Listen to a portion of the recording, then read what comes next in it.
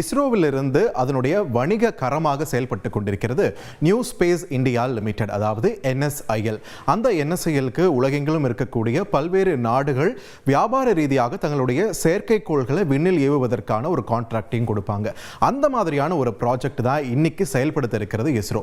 இது நேற்று மாலையே விண்ணில் சீறி பாய்ந்திருக்க வேண்டியது ஒரு சிறிய தொழில்நுட்ப கோளாறு அவர்கள் தரப்பிலிருந்து, அதாவது கிளையண்ட் தரப்பிலிருந்து இருந்த ஒரு தொழில்நுட்ப கோளாறு காரணமாக இன்றைக்கு ஒத்திவைக்கப்பட்டிருக்கிறது. இன்னும் சில நிமிடங்களில் ஸ்ரீஹரிகோட்டாவிலிருந்து விண்ணில் சீரிப்பாய காத்திருக்கிறது PSLV C-59 என்ற இந்த ராக்கெட்.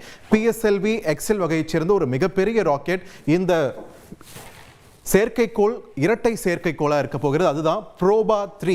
இந்த இரட்டை செயற்கைக்கோளை தாங்கிக் கொண்டு செல்ல இருக்கிறது. விண்ணில் சீரிப்பாய காத்து கொண்டிருக்கிறது PSLV C-59.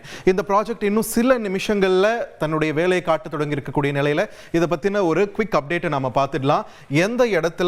எந்த இடத்துல தற்பொழுது இது ஏவப்பட இருக்கிறது அப்படின்னு பார்க்கும்போது ஸ்ரீஹரிகோட்டால அங்க இருக்கக்கூடிய சதீஷ் தவான் விண்வெளி மையத்தின் முதலாவது தளத்திலிருந்து ஏவப்பட இருக்கிறது. சரியாக மாலை 4 மணிக்கு இது விண்ணில் ஏவப்பட இருக்கிறது. இதனுடைய நோக்கம் என்ன? இதுதான் ரொம்பவே ஒரு சுவாரஸ்யமான விஷயமா இருக்கிறது. இதனுடைய நோக்கம் என்னன்னு பார்த்தோம்னா, சூரியனின் வெளிப்புற ஆய்வு. சூரியனுடைய வெளிப்புறத்தை கரோனா அப்படின்னு சொல்லுவாங்க. நாம படிச்ச அந்த கரோனா கிடையாது. இது சூரியன், இந்த சோலார் பேனல் இருக்கக்கூடிய இந்த ஒரு கரோனா, இது டிஃப்ரெண்டான ஒரு விஷயம்.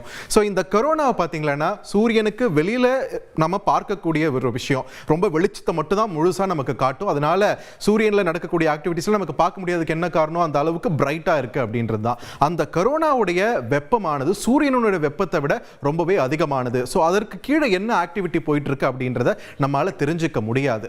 அது தெரிஞ்சுக்க முடியாத ஒரு சூழலை எப்போ நமக்கு கிடைக்கும் அப்படின்னு நம்ம பார்க்கும்போது, கிரகணம் ஏற்படும் போது நிலா சூரியனோட உட்கருவதை மறைக்கும் இல்லையா? அப்போ சூரியனோட கரோனாவுக்கும் உள்ள இருக்கக்கூடிய உள் கரோனா ஒன்று இருக்கு. இது ரெண்டுத்துக்கும் இடைப்பட்ட ஒரு இடைவெளி இருக்கிறது. அந்த இடைவெளியை ஆய்வு செய்வதற்கு அந்த சூரிய கிரகண தருணத்தை நம்ம பயன்படுத்தி